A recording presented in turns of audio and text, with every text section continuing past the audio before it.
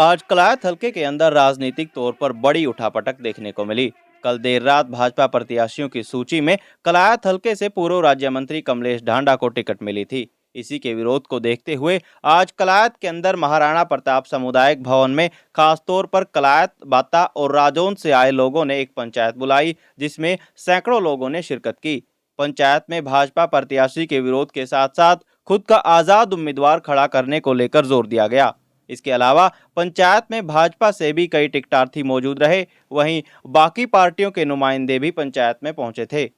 जोर जुल्म की टक्कर में संघर्ष हमारा नारा है। साथियों, आप सभी को पता है उस कैंडिडेट को दोबारा उतारा गया है कलायत हल्का से, जिसने करप्शन करने में सबको पीछे छोड़ दिया, ना किसी का काम किया। जितने भी भारतीय जनता पार्टी के कार्यकर्ता करता थे उनको भी उन्होंने कभी आगे नहीं आने दिया। मेरी सभी हल्का के युवा साथी, बड़े बुजुर्गों, मातृशक्ति से प्रार्थना है, ऐसे कैंडिडेट को इस हल्के से बाहर करना है, उसको हराना है। और जो आज पंचायत हुई है, इसकी अगली पंचायत 7 तारीख समय 10 बजे महाराणा प्रताप पैलेस में होगी और उसमें आज की संख्या से 7-8 गुना ज्यादा लोग इकट्ठे होंगे और उसमें हमारा कैंडिडेट भी फाइनल होगा, जो आजाद प्रत्याशी के तौर पे हल्का कलायत से चुनाव लड़ेगा।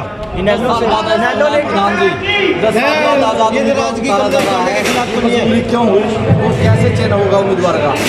बात कैंडिडेट की नहीं है, पार्टी की है। पार्टी ने हमारे जो कैंडिडेट पैनल में नाम था उनको ना टिकट देकर कलायत, बाता, राजौंद, नरवल, वीर बांगड़ा, खुरड़ा, कमालपुर, बड़सी, करीब, वजीर खेड़ा, ऐसे 15 से 16 गांव हैं जिनमें यह टिकट आनी चाहिए थी।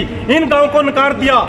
लेकिन हम भारतीय जनता पार्टी को, कैंडिडेट को हरा के इस हल्के की आवाज को विधानसभा में बुलंद करेंगे। जो हमारा आजाद प्रत्याशी आएगा उसको जिता के भेजेंगे। भाजपा कैंडिडेट से ही आपकी वो है या इनेलो ने भी एक कैंडिडेट उतारा है? आप इनेलो से भी समझ रखते हैं? नहीं, पहले 36 बिरादरी है, सभी पार्टियों से जुड़ रहे हैं। आज यहाँ इतने साथी आ रहे हैं, सबकी अपनी अपनी पार्टी है। लेकिन जब महापंचायत की बात आ गई, 36 बिरादरी की बात आ गई, फिर पार्टियों से ऊपर उठना पड़ता है। और जो 36 बिरादरी की पंचायत में फैसला लिया जाएगा, हम उस पर फूल चढ़ाने का काम करेंगे। अगर कांग्रेस की तरफ से कोई मतलब आपका उम्मीदवार उतार दिया जाता है आपके गांव का, जिनकी आप जिक्र कर रहे हैं, तो क्या फिर भी आजाद उतारा जाएगा?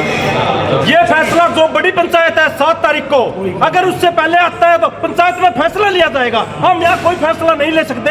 जो आगे बड़ी पंचायत होगी उसमें फैसला लिया जाएगा और उसमें आप सभी को, पत्रकार साथियों को बता दिया जाएगा। सलिंदर जी, भाजपा प्रत्याशी से ही क्यों विरोध है आपका? अन्य पार्टियों ने प्रत्याशी पार्टी से विरोध है।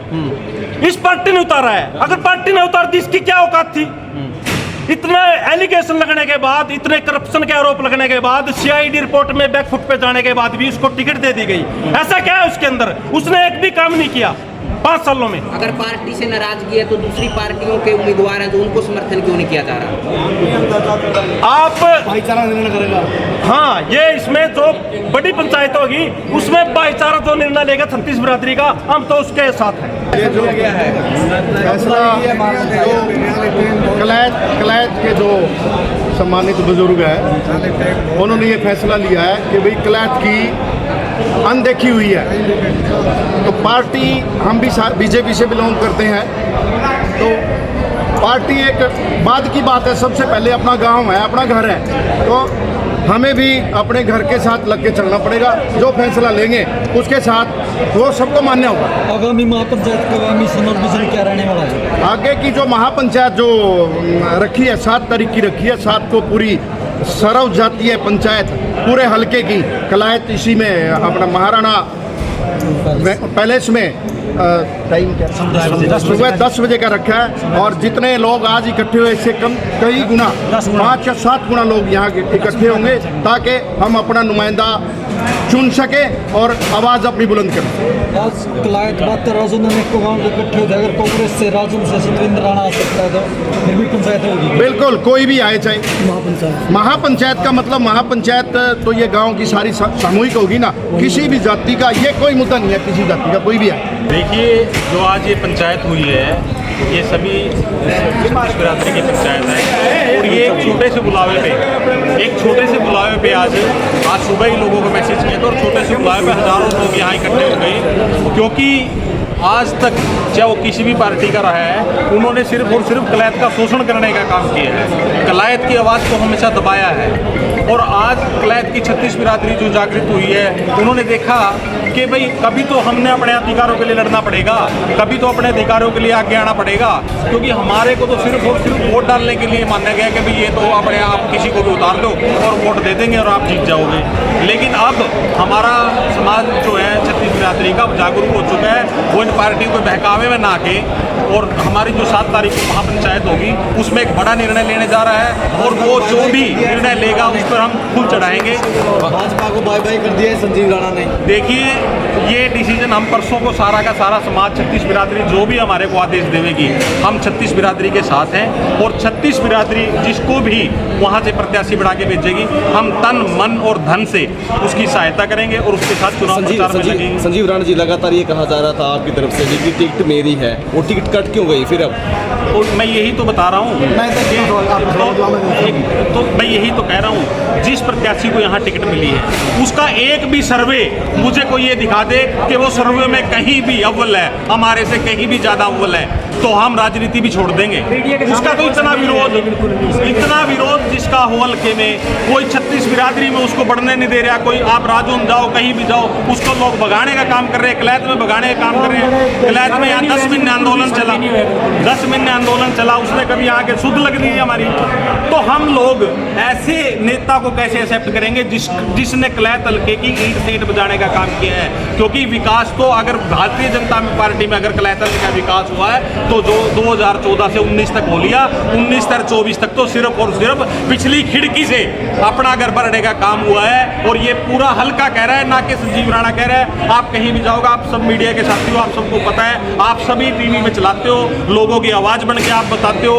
हमने तो आपके जो चैनलों से सुना है कि भाई ऐसे हो रहा है, करप्शन पे ये वो। अगर ऐसे ही व्यक्ति को पार्टी ने टिकट देना है तो फिर दूसरी पार्टियों और भारतीय जनता पार्टी में क्या फर्क है? अभी आपने संकल्प करवाया कि कफन बांध कर चलेंगे, तन मन धन से लड़ेंगे, आज़ाद की लड़ाई है ये। बिल्कुल, मैं कहता हूँ जो पंचायत निर्णय हमारी लेगी, देखिए हमारे जो सम्मानित बुजुर्ग हैं, युवा साथी है, जो भी इस पंचायत में निर्णय लेंगे हम उस पर फूल चढ़ाएंगे और उसके लिए अपनी जी जान लगा देंगे। तो आएगी संजीव राणा के पास पर। देखिए, ये मैंने आपने पहले सुना हो, जब मैं बोल रहा था पंचायत में, तो मैंने ये पहले ही कहा था, भाई कोई भी साथी ये मत समझना कि कल को आपके पास दबाव नहीं आएगा, आपको दबाव भी झेलना पड़ेगा, लेकिन समाज 36 बिरादरी से बड़ा कोई दबाव नहीं होता। आप 36 बिरादरी के साथ मिलकर चलोगे तो आपको कामयाब होने से कोई रोक नहीं सकता, और आप कामयाब होंगे। और कलैत हल्का पूंडरी की तरह अब की बार आज़ाद विधायक यहाँ से बढ़ा के चंडीगढ़ भेजे। या किसी ने पर्ची लेके टिकट दी है, लेकिन ग्राउंड की रिपोर्ट से एक भी व्यक्ति को टिकट नहीं मिली है। इस प्रकार का पूरी भारतीय जनता में, कार्यकर्ता में रोष है। और मैं आपको अपने समाज के बारे में बताना चाहता हूँ, 90 विधानसभा में टिकट है। मैं राजपूत समाज से बिलोंग करता हूँ, और राजपूत समाज में ऐसे ऐसे बड़े नेता है, संजय राणा जिनको 3 महीने पहले मंत्री बनाया, 20 साल से पार्टी में काम कर रहे हैं, मैनपाल रावत जी, और राहुल राणा जी जो 12 साल से पार्टी के लिए कार्यकर्ता के रूप में काम कर रहे हैं, विभिन्न पदों पर रहे, उन्होंने इतनी दिन रात मेहनत की, लेकिन किसी भी भारतीय जनता पार्टी में उनको भी टिकट नहीं दिया। राजपूत समाज को सिर्फ एक ही टिकट मिली है, जिसका सारे राजपूत समाज में भारी रोष है, और इस रोष का भारतीय जनता पार्टी को पता चलेगा कि राजपूत समाज क्या कर सकता है, और वो इस काम का एक ऐतिहासिक रचना रचेगा। और कलायत से हम सब 36 बिरादरी के उम्मीदवार साझा एक उम्मीदवार उतारेंगे, ताकि भारतीय जनता पार्टी को पता चले कि भी हर समाज के बारे में सोचना चाहिए, ना कि उन्होंने अपने आप की मनमानी करनी चाहिए। अगर मनोहर लाल मनमानी करेगा तो ये समाज भी चुप बैठने वाला नहीं है। ये 36 बिरादरी अपने हर एक जगह पे एक एक आजाद उम्मीदवार उतारेगा, और आने वाले समय ये भारतीय जनता पार्टी को बताएगा कि हर समाज आजाद उम्मीदवार जिताने के लिए भी तैयार है। जय हिंद।